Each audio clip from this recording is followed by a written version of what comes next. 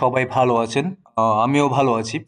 আজকে মার্কেট নিয়ে ওইভাবে আলোচনা করব না, বাট মার্কেটের কিছু গুরুত্বপূর্ণ ইনফরমেশন আপনাদেরকে দিব, যেই বিষয়গুলা ইনফরমেশনগুলো আপনাদের জানা উচিত। গতকালকে একজন আমাকে কমেন্ট করছিল, তিনি বলছিলেন যে 2030 সাল পর্যন্ত কোন মিমস কয়েন বা ওল্ডস কয়েন হোল্ড করলে আসলে প্রফিটেবল হবে, সেই বিষয়গুলো আসলে জানানো তাকে বলছিল।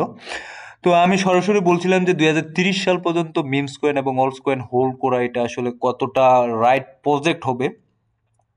আমার মনে হয় না যে এটা খুব একটা ভালো একটা চয়েস হবে, এবং কেন ভালো চয়েস হবে না, কি কারণে ভালো চয়েস হবে না, এই বিষয়গুলো নিয়ে আমি আজকে আলোচনা করব। মার্কেট কিভাবে আমরা স্ক্যামের শিকার হই, কিভাবে আমরা এভাবে ধরা খাই, সেই বিষয়গুলো নিয়েই আজকে আলোচনা করব। তো ভিডিওটা অবশ্যই লম্বা হবে। আপনারা কাইন্ডলি যারা মার্কেটে আছেন, যারা মার্কেট সম্পর্কে একটু জানার চিন্তা ভাবনা করতেছেন, কাইন্ডলি পুরো ভিডিওটা দেখবেন। এবং তার সাথে সাথে আমি এটুকু বলবো যে পুরো ভিডিওটা দেখার পর এটা লাইক এবং চ্যানেলটা সাবস্ক্রাইব করবেন। সো চলুন দেখে আসি প্রথমত যে বিষয়গুলো নিয়ে অ্যাকচুয়ালি আলোচনা করতে চাচ্ছি। প্রথমত যে বিষয়টা আমাদের জানা উচিত মার্কেটে যখন আমরা আছি, সেটা হচ্ছে মার্কেট ক্যাপ কি, এবং ফুললি ডিলিটেড মার্কেট ক্যাপ কি, circulating supply, total supply, maximum supply, holding, whales holding, lock এবং আনলক। এখন আপনি বলতে পারেন যে এই বিষয়গুলো আমাদের জানা আসলে কি দরকার, বা এই বিষয়গুলো অ্যাকচুয়ালি আমাদেরকে কি এমন কাজে লাগবে। আমি বলি প্রত্যেকটা বিষয়ে আপনাদের কাজে লাগবে, প্রত্যেকটা বিষয়ে জানা উচিত। এবং এই বিষয়টা জানার পর আপনি বুঝতে পারবেন যে হ্যাঁ, যে আমরা কোন কোন কয়েনগুলোতে ইনভেস্ট করা আমাদের উচিত এবং কোন কোন কয়েনগুলোতে ইনভেস্ট করা উচিত না, এবং কেন আমরা স্ক্যামের শিকার হই, এই বিষয়গুলা অবশ্যই। তো ভিডিওটা একটু লম্বা হবে, অবশ্যই ভিডিওটা লম্বা হবে, বাট আপনারা অবশ্যই জানবেন। এবং আমি এখান একটা স্ট্যান্ডার্ড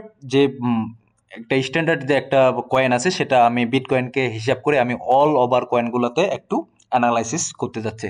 তো চলুন দেখে আসি প্রথমত যে বিষয়টা নিয়ে আলোচনা করব। প্রথমত যে বিষয়টা নিয়ে আলোচনা করব সেটা দেখুন, 2030 সাল পর্যন্ত যিনি বলছেন যে 2030 সাল পর্যন্ত হোল্ড করবেন অলস কয়েন বা মিমস কয়েন। চলুন প্রথমে দেখে আসি কিছু হিস্টোরিক্যাল যে মার্কেট ক্যাপ, বা এটা যদি আমরা দেখি, এটা 2020 সালের হিস্টোরিক্যাল শর্ট, এবং এটা 2014 সালের মার্কেট কি যে কয়েন মার্কেট ক্যাপ আছে সেটা দেখি 2014 সালের 26শে জানুয়ারি। প্রথম অবস্থা বিটকয়েন আছে, লাইট কয়েন এবং এসআরপি কিন্তু অনেক আগে থেকেই আগের কয়েন, সেটা আমি বলছিলাম। যখন এখন দেখুন ওই জায়গাটাতে 2014 সালে 4 নম্বরে ছিল পির কয়েন, নেক্সট, অমনি, dose coin, name coin, quark, অনেকগুলো কয়েন। এখানে যদি আহ, আপনি যদি 10টা বা 20টা বা 30টা কয়েন যদি টপ টপ লেভেলের যদি কয়েন দেখেন, সেক্ষেত্রে আপনি যদি এই জায়গায় 2016 সালে আসেন, এই জায়গাটাতে আপনারা কিন্তু অনেক কয়েন, 2014 সালের অনেক কয়েন এই জায়গাটাতে পাবেন না। কিছু কিছু কয়েন আছে, কিছু কিছু কয়েন নেই, অনেক কয়েনের নাই। সো একবার চিন্তা করুন, 2 বছরের মধ্যে অনেক অলস কয়েন এবং মিমস কয়েনের কিন্তু পজিশন চেঞ্জ হয়ে যায়, এবং কিছু কিছু কয়েন এমন একটা নিচের দিকে চলে আসে যে ওই কয়েনগুলোর পরবর্তীতে কোনো ভ্যালু থাকে না। সো খামোখা 2030 পর্যন্ত, মানে একবারে 4 বছর 5 বছর একটা অলস কয়েন বা মিমস কয়েন হোল্ড করে রাখা আমি যুক্তিযুক্ত কোনো কারণ খুঁজে পাচ্ছি না। এবং এখান থেকে এটা তো 2016 সালের, চলুন 2020 সালেরটা দেখে নিই। 2020 সালে দেখুন, 20 সালে কিন্তু অনেক কয়েন এখানে কিন্তু নাই হয়ে গেছে, উধাও হয়ে গেছে। এক্ষেত্রে 2024 সাল দেখলে অনেক কয়েন নাই নাই হয়ে গেছে। সো কয়েকটা কয়েন আছে সেই জায়গায় আমি বলবো বিটকয়েন এবং ইথেরিয়াম এবং এক্সআরপি। লাইট কয়েন আজকে কত, যেখানে লাইট কয়েন এখানে 20 সালে 5 নম্বরে আছে, সেখানে লাইট কয়েন কিন্তু আজকে 10, আমার মনে হয় না যে 10-এর মধ্যে আছে। আচ্ছা, 1 মিনিট, 10-এর মধ্যেও কিন্তু লাইট কয়েন নাই, 22-এর মধ্যে লাইট কয়েন আছে। সো এতদিন হোল্ড করে রাখা আসলে আমার মনে হয় না যে খুব একটা কার্যকরী একটা পদ্ধতি হবে। সো এইভাবে কিন্তু আমরা এই জায়গায় স্ক্যামের শিকার হই, কারণ আমরা কয়েনগুলা কিনে রাখি, এবং কয়েনগুলা কিনে রাখে আমরা যখন দেখি যে 2 বছর 3 বছর 4 বছর পরও ওই কয়েনগুলাতে ওইভাবে পারফরমেন্স আসতেছে না, এবং ওই কয়েনগুলা উইদিন 6 মান্থ বা 1 বছরে পারফরমেন্স করে কিন্তু ওই কয়েনগুলো আবার নিচের দিকে ডাম্প হয়ে যায়, চলে যায়, এবং ওই কয়েনগুলা উপরের দিকে ওঠার চেষ্টা করে কিন্তু ওইভাবে উপরে উঠতে পারে না। সো এটা অবশ্যই একটা আত্মঘাতী সিদ্ধান্ত হবে। এখন যে বিষয়টা প্রথমত যে বিষয়টা নিয়ে আলোচনা করতে চাইছিলাম সেটা হচ্ছে মার্কেট ক্যাপ আমাদের আসলে জানা কেন জরুরি, কেন ইম্পর্টেন্ট, আমি বলি সেটা। আমরা একটা যে কোনো কয়েনে ইনভেস্ট করলে আমরা কিন্তু মার্কেট ক্যাপ দেখি না। মার্কেট হঠাৎ করে আমরা চিন্তা করি যে না মার্কেট ক্যাপ দেখার কি দরকার আছে, কয়েনটা নিচের দিকে আছে, দেখতেছি 4 ঘন্টার টাইম ফ্রেমে বা 7 দিনের টাইম ফ্রেমে কয়েনটা নিচের দিকে আছে, ওইটা কিনে নি। এমনটা করা যাবে না।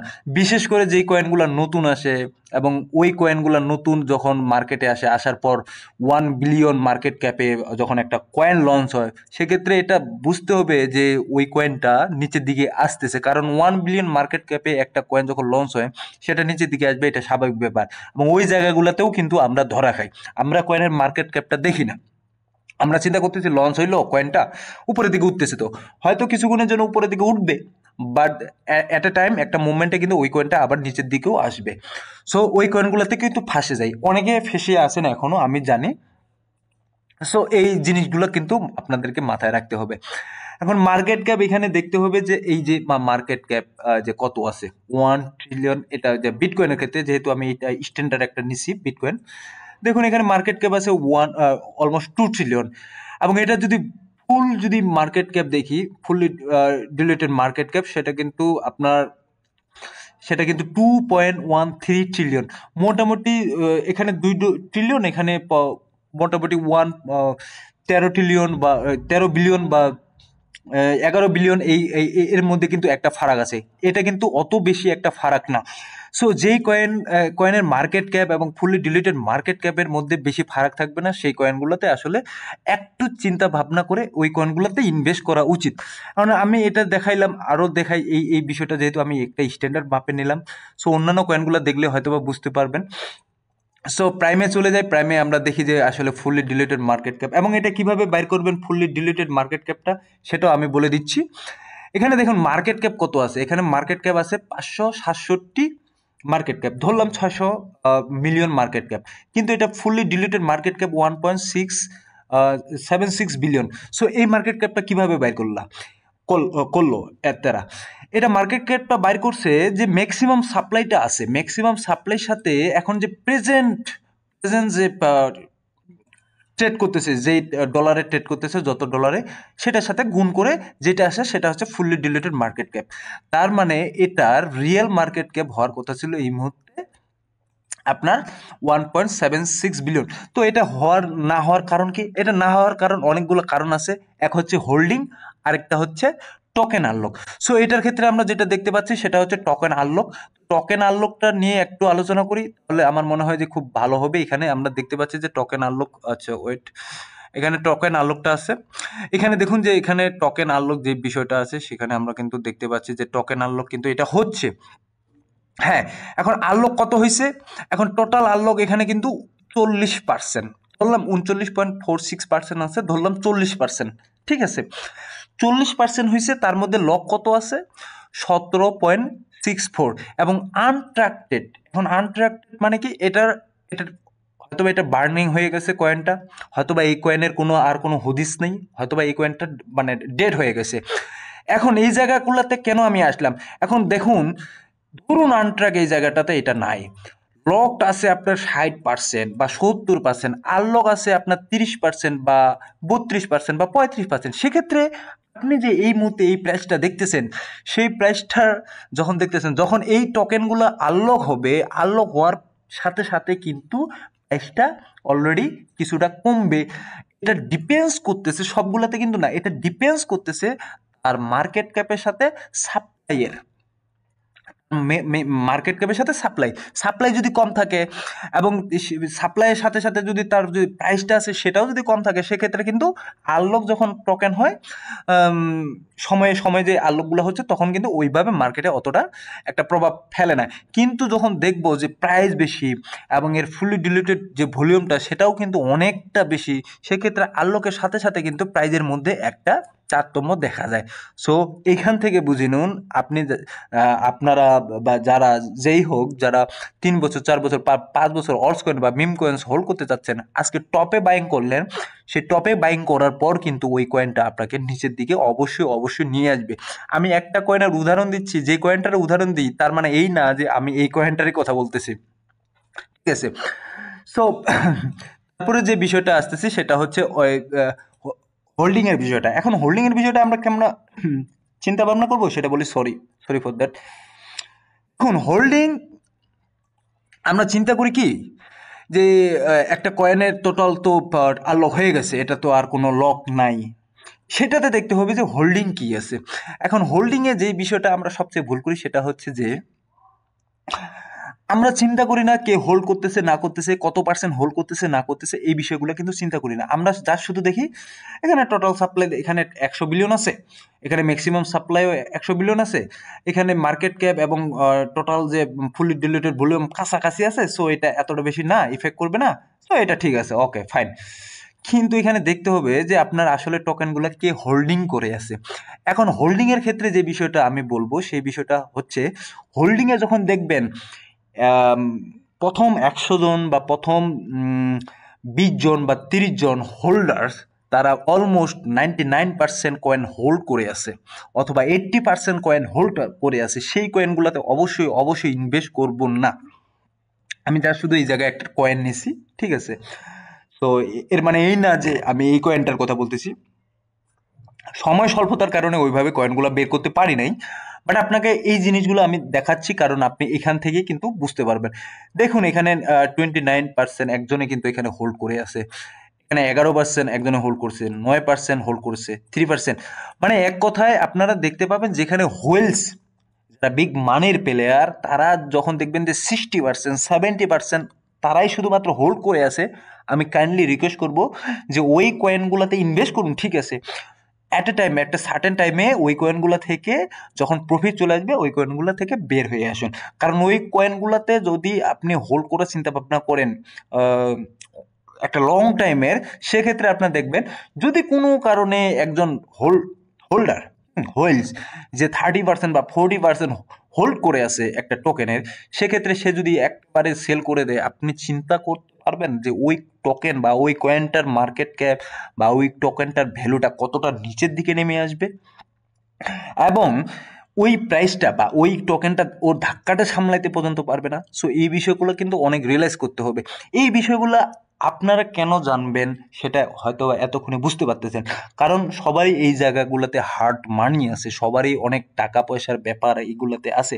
আমি চাই না, রিকোয়েস্ট, আমি আসলে সত্যি চাই না যে এই জায়গাটাতে শুধুমাত্র যে মার্কেট উপরের দিকে উঠতেছে, মার্কেট উপরের দিকে উঠতেছে এবং টাকা শুধু ইনভেস্ট করতে আছি, কোনটাতে ইনভেস্ট করতেছি, কি কারণে ইনভেস্ট করতেছি, কোনো কিছু জানার কোনো আমরা তো আক্কা করি না। এবং দিন শেষে যখন আমরা লজের দিকে চলে যাই সেক্ষেত্রে আমরা এত বেশি ফ্রাস্ট্রেশনে চলে যাই।